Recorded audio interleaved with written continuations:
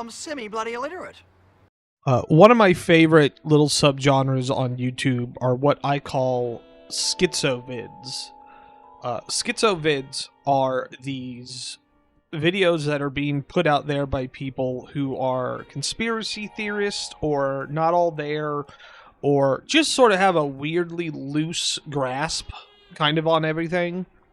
And they put out these educational documentary style videos and they treat them like real videos, but they're almost entirely nonsense, or they're not really properly sourced, or they're not really properly identified, and stuff like that. You don't see a ton of these anymore, but I personally love them. These are, as far as I'm concerned, outsider art. This is a glimpse into a part of the world, a part of the psyche, a part of America that we don't normally get time to go into. And one of my favorite practitioners of this is a user named PhobosMedia. Phobos is mostly making videos about alien stuff. He'll have a number of videos on weird astronomical phenomenon with very compelling titles like The Ringmakers of Saturn, The Dark Wave of Venus, stuff like that. Stuff that that you don't really hear about. And I say that as someone who likes space stuff. I don't necessarily hear, even in like alien circles, some of the stuff he talks about, which made them very compelling. They're a little repetitive. He uses the same sort of like empty guitar track in the background that I have to assume is free to use. And that's what he uses for all of his stuff. But they are reasonably spooky. They're very X-Files core. So even if I don't think they're real or based on anything meaningful, they're effective, right? Like when it's at night and I want to listen to something spooky, his videos do the job. Now, Phobos took an elongated leave from YouTube a couple of years ago. I think his most recent video was like 4 years ago. But he recently returned with a video simply titled Harvest, which is about aliens harvesting organs. You are alone in the remote woods at nightfall. No need to panic yet. This is by your own design. You've spent the better part of the last year preparing for this week-long camping trip, and the peace and tranquility of the wilderness are a welcome vacation from your busy everyday life. It is early in your trip. You used most of the daylight to set up your camp in a clearing you discovered on a map of the area.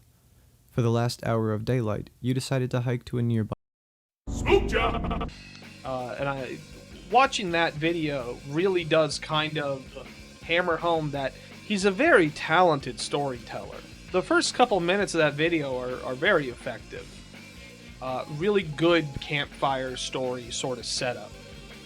But his most recent video is titled The Satanic Panic Was Real.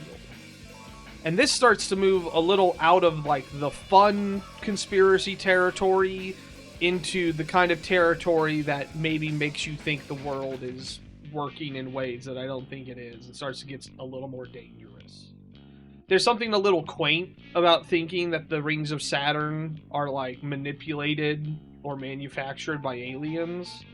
There's something a little less about there being systemic satanic. There's like a cabal of Satanists who run the world and fuck kids all the time. So I kind of decided to set out and make a video about it. And it ended up growing much larger than I anticipated. Part of that is because the Satanic Panic is a pretty layered and complicated event that I had to go through. And part of it is because I think Phobos' video is not really about the Satanic Panic for the most part. If you don't know, in the 1980s, mostly in America, there were an ongoing string of events that seemed to say that there were people who, for religious reasons or in grand rituals, were sexually abusing children. There were supposedly dozens of cases and testimonies and all this evidence that it was happening all across the country. But none of it really ended up bearing weight. And by the 90s, it had kind of fallen out of favor, and the popular narrative in America was that most of it was bullshit. Phobos takes objection to this, but his only real evidence is in the modern day and doesn't really connect to this stuff meaningfully at all. Or at least I think it's a bit of a leap that he kind of expects you to make with him. And I think if you try to stand back and look at things a little more logically, they don't really line up that way. So I have some notes that I wrote here that I'm going to go through and talk about some key points here. I'll leave a link to his video in the description. And I do think this is a subject that if my video or his video interests you, I think you should go reading a little bit more, because it is very large and complicated, and there are a lot of layers to it. But I think almost immediately I disagree with his sort of start here. Satanic panic is a phrase that is deliberately reductive. I think what he's saying is calling it a panic is like infantilizing. It makes the event seem silly. It makes it seem like an overreaction. But I don't agree with that. And I think this is already going to be, depending on how you hear that, how you interpret my response to that, is already going to tell you whether you're going to side with me or Phobos on this. If satanic panic sounds like it's belittling to you, then you're probably going to agree with him on a lot of this stuff. But to me, a panic is just what people do when they're scared. It's what they do in a crisis. A panic is a widespread anxiety attack, I guess. I don't think it's reductive. I don't think it's silly. Maybe it is. I think the only way to look at it as silly is if you consider the phrase satanic silly. I consider the phrase satanic silly, but I don't think Phobos does. And that kind of draws an interesting parallel here. Not long after this, he starts to talk about the McMartin case. Now, the McMartin preschool was a preschool in bumfuck nowhere. I think it was California. Hold on.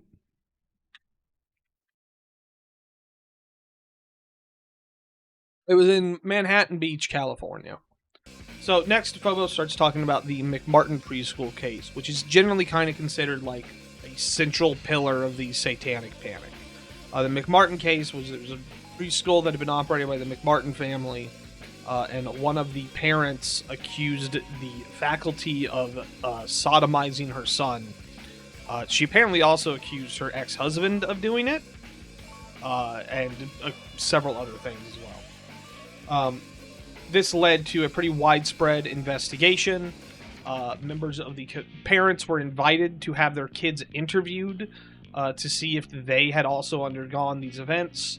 And obviously the defense for the McMartin family says that these interviews were misleading, or rather that they were leading the kids to a presumptive outcome, right?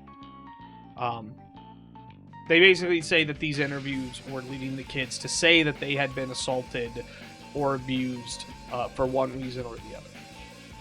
Whenever I talk about this part, about the McMartin case and everything, I always kind of get caught up in it, because I always kind of get caught up in the minutia of the case, because it's such a big, layered thing, and it's so serious. You want to get it completely right. That I always kind of forget how little Phobos actually says about it. As he puts it, at first the case seemed strong, but the district attorney basically sabotaged. He alludes that the district attorney sabotaged it.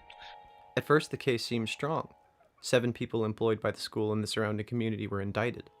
However, largely at the direction of the newly elected district attorney, Ira Reiner, the case fell apart, and almost all charges would be dismissed. The case went on for so long that you have to assume if the district attorney wanted to get rid of it, he would have found a way to get rid of it a little more effectively. The full thing, the investigation started in 84. The trial started in 87, so they investigated it for like 4 years. 3 years. Fucking stupid. Yeah, the trial went on until 1990, where then most of the staff were exonerated. There were some counts that the jury, I guess, couldn't come to an agreement on, but it did seem like the majority of the jury were on the side of the staff that this hadn't happened.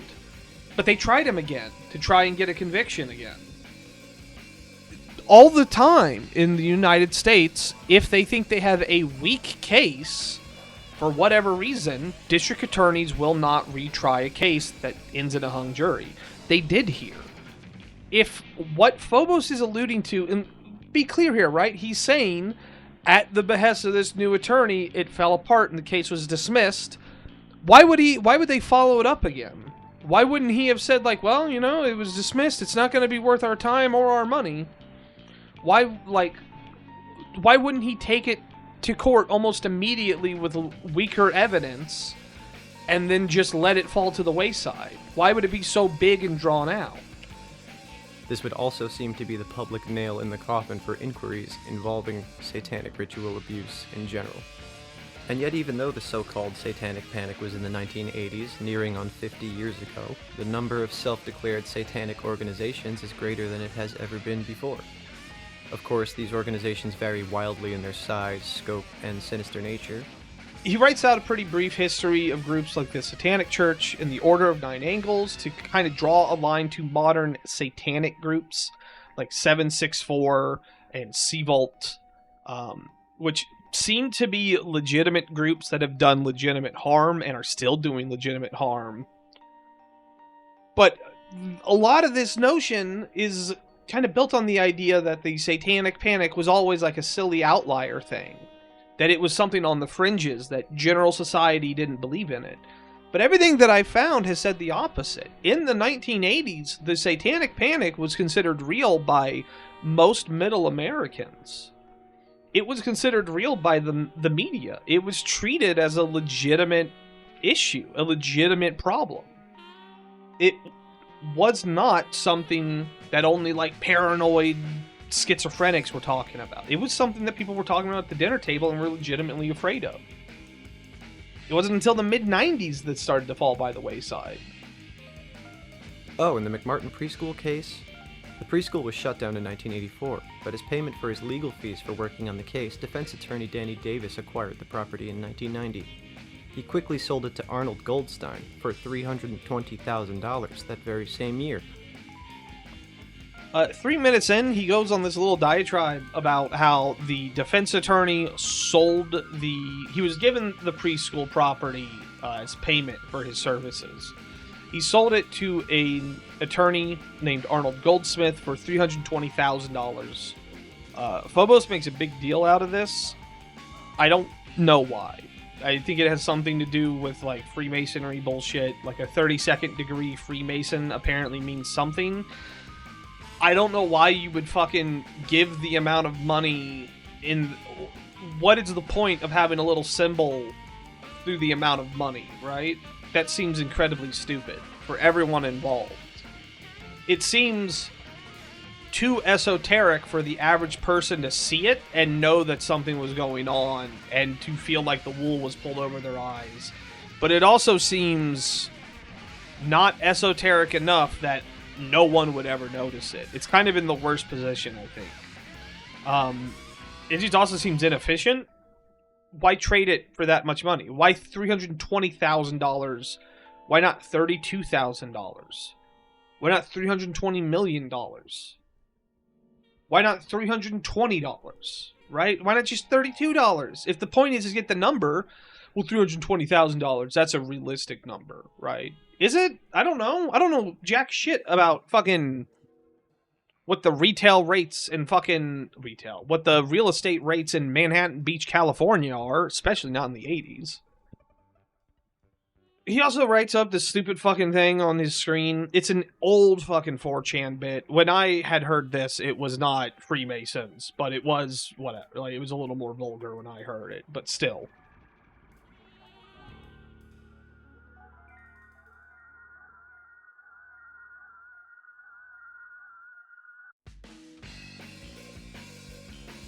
In addition to this being a very funny number, Goldstein would then go on to give parents a whole 3 months, from February to mid-April 1990, to dig at the school in order to get it out of their system.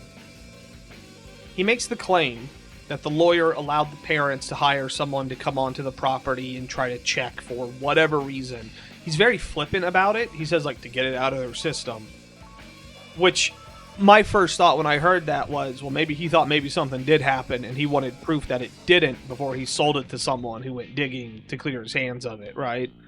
Like, maybe he bought it specifically because he thought there might have been something going on and he wanted he wanted to take his part to make sure things were being done right and bullshit, but I guess it doesn't come up to Phobos.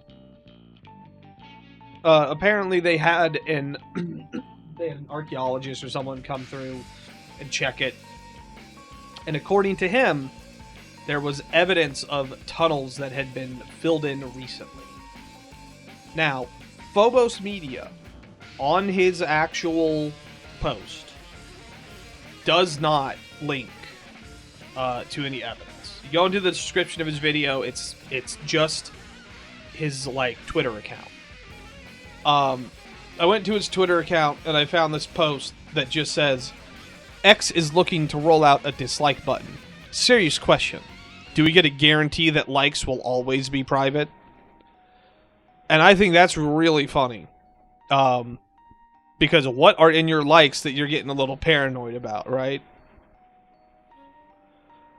So, people are, like, super weird about their likes on Twitter and stuff, as if it's anything, like, obscene.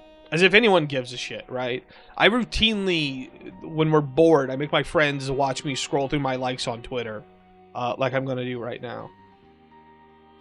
Let's see here. Here's a fucking anime lady. Here's a horse lady. Here's a horse girl. There's a couple of horse girls again. This is a horse girl. Horse girl. This is a cat lady. Horse girl. This is a lady in latex. This is Godzilla. Horse girl. Different horse girl. Another anime lady. Fighting game lady. Horse girl. Godzilla again. When I came up with this joke, most of my likes were Kamen Rider and Godzilla stuff, and then there was like one or two anime girls in there somewhere, and I thought that was way funnier. And now it's just all the same horse girl, and now it's just kind of sad.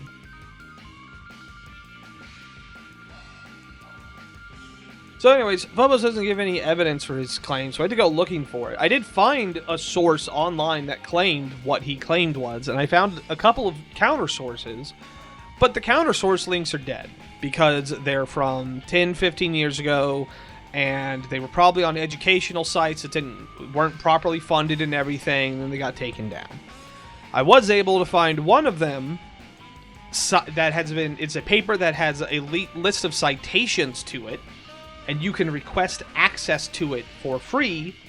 And at the time, I didn't do it because I was like, well, I'm going to do this video in like a day, so whatever. And then I didn't. I should have just done it and have gotten it and had found where it was listed there and had that as my counter source. But I didn't because I'm stupid. The point I'm trying to make here is there are counterpoints to what he's saying that you can find, but because of the way the internet works today, it's hard to find them. And that's very aggravating, all things considered. Panic, indeed. Despite what I think we can agree was a rocky start, the Church of Satan has been getting some very good publicity as of late. I don't think it has, and I might be wrong about that. When was the last time you heard about the Satanic Church in any context? Positive or negative?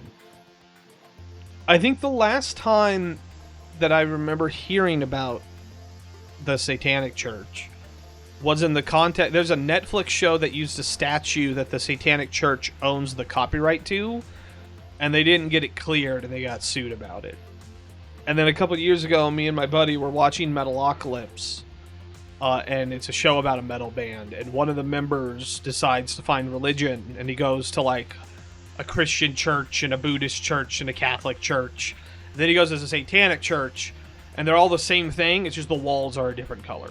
And that's the joke, right? So I don't know if I would say the Satanic Church has been given a lot of good press. Largely recognized as a secular or non-religious movement, they focus on Satan as a symbol of the downtrodden. sentiments shared by metal bands in the 1980s and any other groups that would consider themselves to be societal outcasts. But again, I'm not sure how true that is. He gives two examples. He gives Van Halen's Running with the Devil, where Running with the Devil is just sort of like an artsy way of saying raising hell. It just means you're doing like crazy shit. And then his other example is Motley Crue's Shout at the Devil. And I went through and I looked at the lyrics to Shout at the Devil, and it's all nonsense. It seems to be building up Satan as this crazy dude, this crazy dangerous thing. But then the chorus is, you got to stand your ground and you got to shout at the devil. You got to stare him down. It's anti-devil. It's anti-Satan. I'm sure there are other examples he could probably give if he wanted to look deep enough, but I think when you talk about the big metal bands, does Metallica have a pro-Satan song? Does Anthrax? Does Pantera? Maybe some of them do. I'm not an expert. But I think most of them don't. Or at least they're not the songs you know from them. 4 minutes in, this takes fucking ever. Phobos says that Hollywood whitewashed real Satanism. I can't name a time that Satanism has shown up in anything other than like weird Christian propaganda. Or like jokes, like in Metalocalypse, right? They're not like a genuine real threat. Some modern horror stuff will kind of do it, but I think they're always presented as pretty threatening, right? Like Rosemary's Baby has like a Satan sort of deal, but they are evil. They are evil bad guys. They are shown as evil monsters. The demons that show up in stuff like The Omen and The Exorcist, they are treated as legitimate, dangerous threats. They are affirming that Satan is real and you need to be careful about. I feel like that's only gotten more prescient now that we're in kind of like a weird post-horror state where now modern horror filmmakers are trying to make stripped down horror style stuff like House of the Devil. But even that, I think, is semi-rare. I don't think you encounter a lot of Satanism in major Hollywood productions, or really anywhere else. 6 minutes in, Phobos spends some time talking about the origins of the Satanic Church and Satan worship in general. That doesn't really matter to me, but he reveals here that the internet has allowed anti-religion to flourish. In the decades after the Satanic Panic, a slow crawl towards secularism and godlessness began. That crawl, however, became a sprint with the creation of something that no occultist prior could have foreseen. Something that changed everything about the world seemingly overnight. The internet. I think this is the most interesting part of the video, because it's him kind of talking about this really fascinating little subset of the culture in America that we don't talk about, which is the internet atheist, who doesn't quite exist anymore, but did exist in the late 2000s and had a fair amount of influence, I would say, in the right sort of sphere of in the right sphere of fucking influence. Yeah, is what words mean.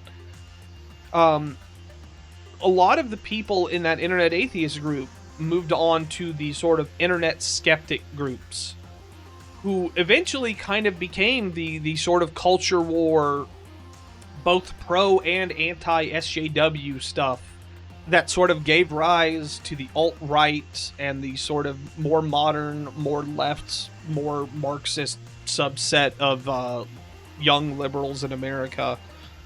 And I think there's a pretty direct through line from one to the other. But I don't think anti-religion has taken root maybe the way that he says it has. I would actually say a fair amount of them have... One, the internet atheist was fighting the hyper-Christians all across YouTube and stuff.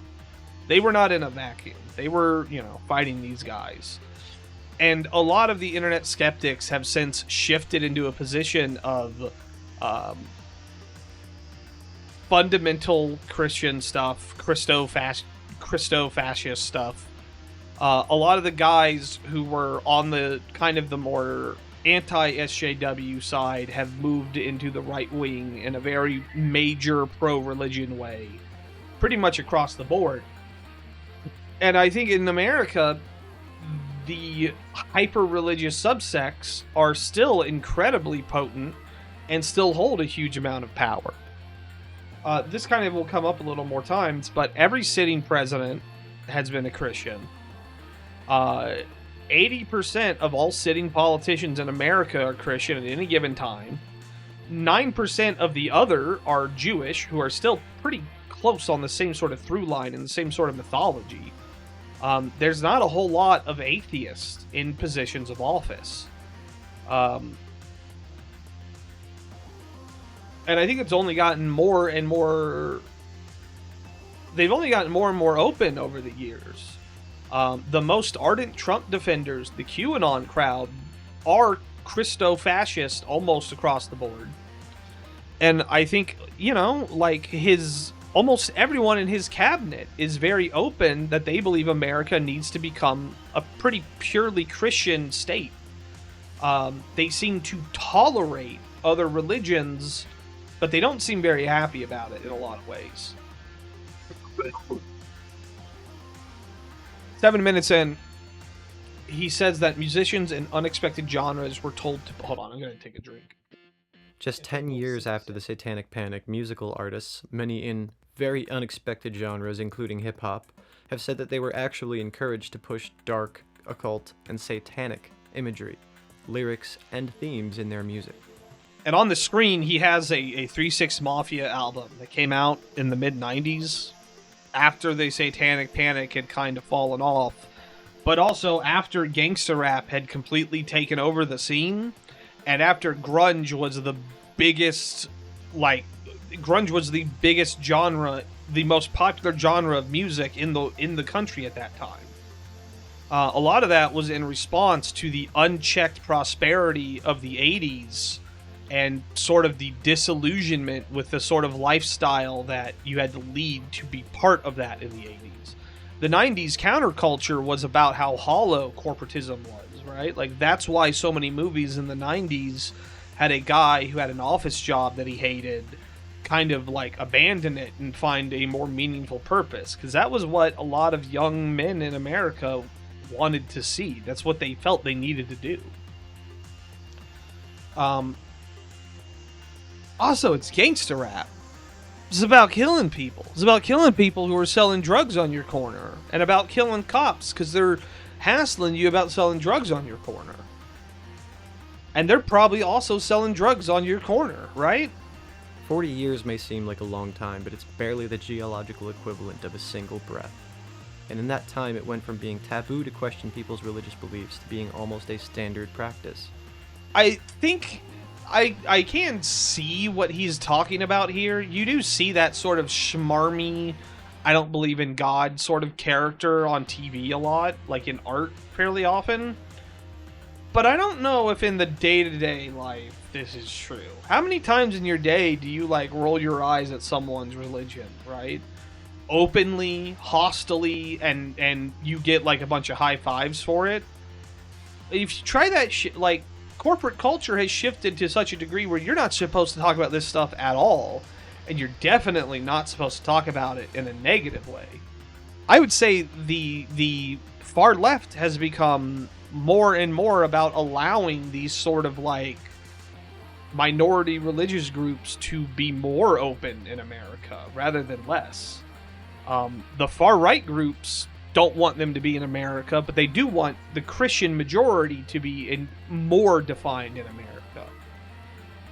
So again, I don't think this comes together properly.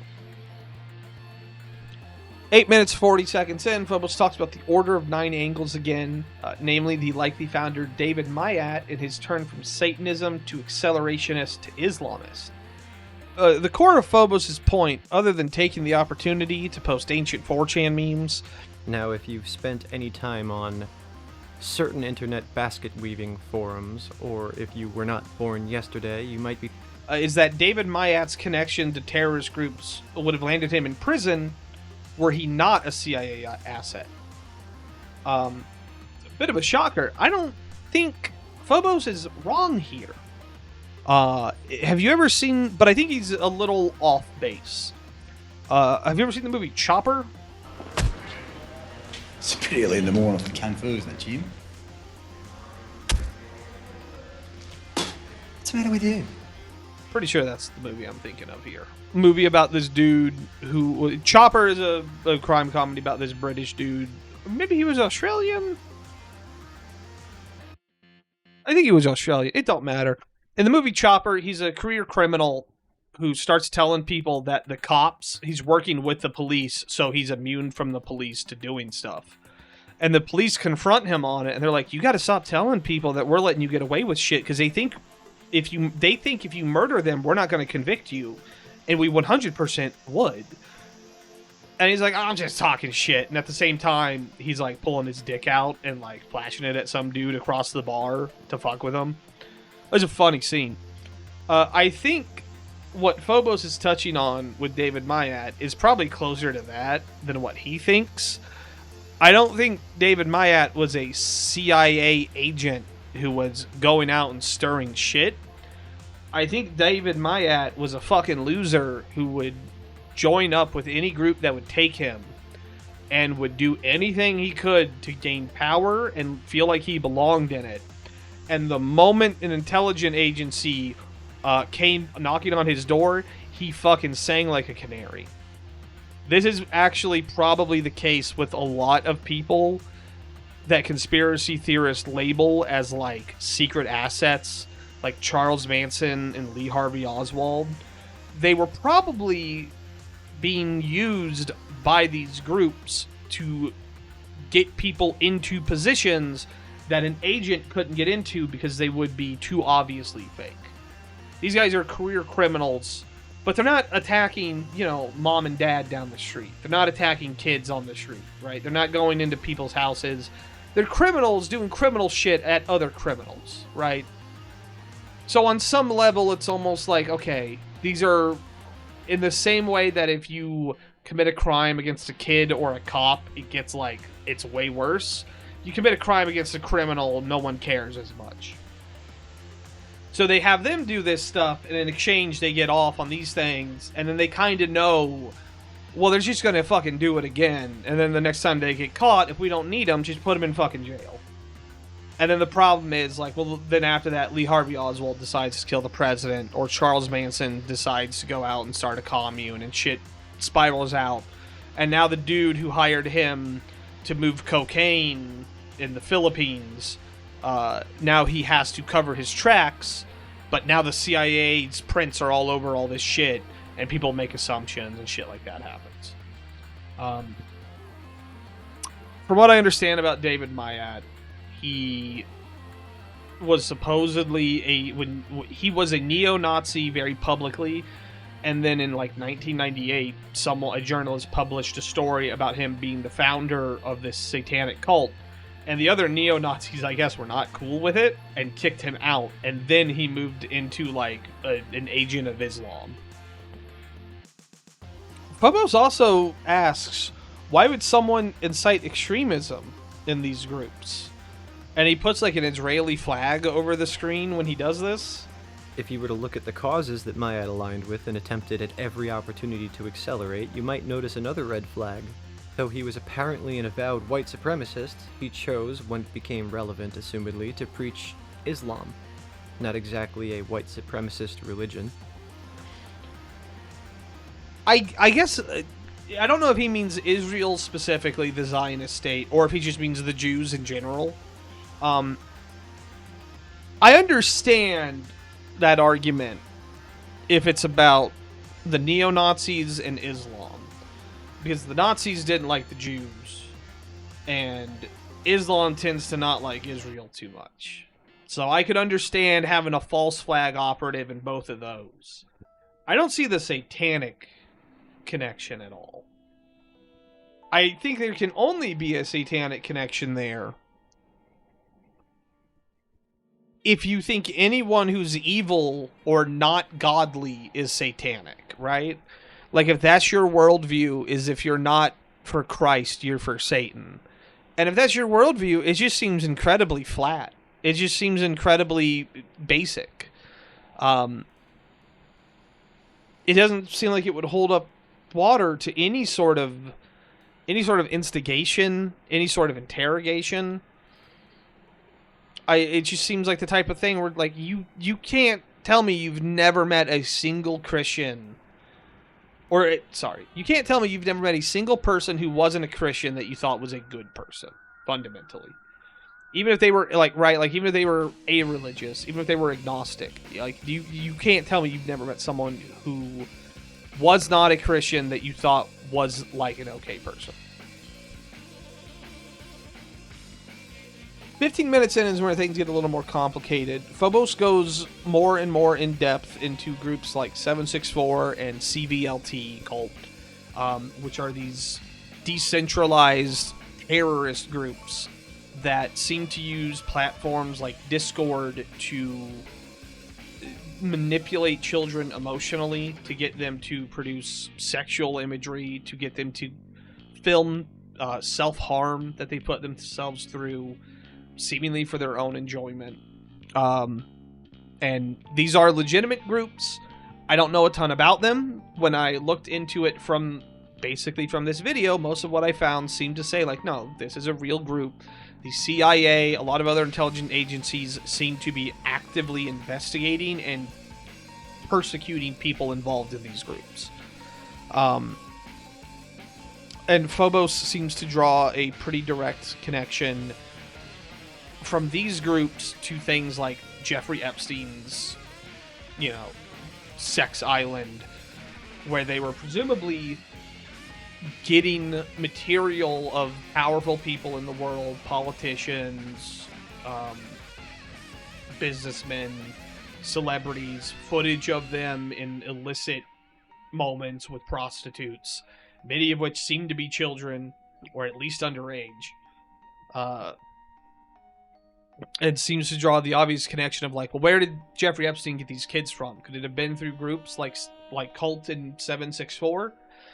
And this is the part of the video that always kind of makes me pause a little bit, because it's not the craziest leap in logic to think that groups like this are used to try and manipulate kids. But I don't think there's enough here to say that definitively. And everything else I've heard about human trafficking, about sexual exploitation of children, is that it usually happens from people that they know. It's usually kids in vulnerable positions get manipulated by adults who have nefarious intentions, and then they kind of get them connections to these other people. And the children are willing participants in sort of the same way that, like, they're willing participants in the sense that they don't have any frame of reference for how bad what they're getting into is. They don't feel like they're being attacked. They don't feel like they're being exploited. They don't realize it, and that's why nothing ever comes of it. But also, there's just so many unclear factors. How many prostitutes were actually involved in Jeffrey Epstein's operation, do you think? What if it's significantly fewer than you think? What if it's not thousands? What if it's dozens? From across the globe, right? Then suddenly maybe it's not actually that hard to get a dozen child prostitutes if you have all the money in the world and all the connections in the world. Wouldn't it be easier to go through, like, countries that have legal prostitution but very loose regulation and getting them that way? Wouldn't that be the more obvious way to do it than these ritualistic abuse things? And the other big part of it is he never goes back. He never goes back to the McMartin case. He never goes back to any case from the 80s and draws direct parallels. And so what does that mean? Well, what it means here is he's conflating events that I don't think there's any evidence have anything to do with each other. And that's kind of the frustrating part is, yes, a lot of the stuff at the end of this video, I look at and I'm like, yeah, that's true. It's not insane that 764 and C-Vault and shit had some sort of, if not connections, parallels to Jeffrey Epstein's operation. But I don't think any of that connects them back to the satanic events of the 80s. And even if this abuse stuff in the 80s, even if the satanic part of it was specifically to make it so that the testimony from these kids was not reliable, which did not seem to be the case. In fact, it seemed like it had the opposite effect. Everyone believed them. I don't think Phobos ever says that. And I think Phobos has to very clear... I can't walk away from this video and think that Phobos is anything but a Christian who is identifying these events as satanic because they're evil. And they are, but I don't think they're part of any larger organizational push. And I don't think there's enough evidence to say they were. And I think he leaves out a lot of stuff that I found very quickly in like an hour of research that I can only assume he didn't want to do, or he researched his stuff through tainted sources that are trying to lead him to a very specific outcome. And I think that's really all I can say about this particular video. I just don't think there's enough here to draw the connections that Phobos wants to draw. And I don't think any of it's true. As far as the satanic panic stuff, he seems to be building this off of a false premise, which is the notion that this was a deliberate campaign to prevent people from asking questions about these satanic events and to make them feel silly and childish, when from everything I've seen, the opposite is the case. It seemed like everyone was very serious about this stuff, and even under those circumstances, not a whole lot came of it. And that's kind of gonna do it. I don't really have a lot to say more about this video. Phobos has said that this is part 1 of a multi-part video. I don't know if I will make anything else about the other parts unless they're more extreme or more interesting. Just because it's bigger than I think I wanted to get into. But I wanted to talk about this one because I felt like there was stuff here to get in, to talk about, to whatever. And I wanted to follow through on it as just a matter of personal pride. But if you have taken the time to watch this video, I would say go to Phobos' channel and watch some of the space stuff. The Ringmakers of Saturn, the Dark Wave of Venus, the Sun Drinker, even that Harvest video. I think they're very entertaining. And I don't think the Satanic Panic video is entertaining. I don't think it is fun, or I don't think it's spooky even. It's only kind of disturbing. But it's disturbing in the same way that, like, I can open up the Associated Press or Politico or CNN or any other fucking news site and find these same stories and go, yeah, no, that's what it is. That's what it is. Anyway. Am I wrong? Is Shout at the Devil not a song about defying the devil? You're shouting at him. What would you be shouting at him if not like something mean, right? I think I tried to look at it, and the lyrics to Shout at the Devil are like nonsense.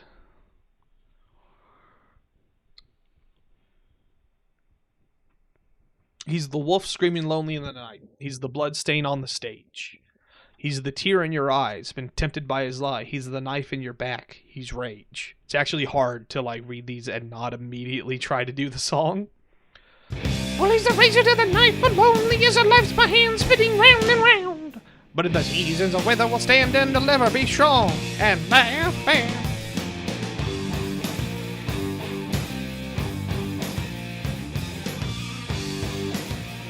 yeah, they're like nonsense lyrics. They don't make any sense. Is he saying like, here's all this shit that the devil is, but you have to stand your ground and yell at him? Is the devil like a mountain lion? You just have to make yourself look big? That's funny. This song is also written like the first song from The Nightmare Before Christmas. The I am the wind blowing through your hair. I am the... Like that part. But it's like...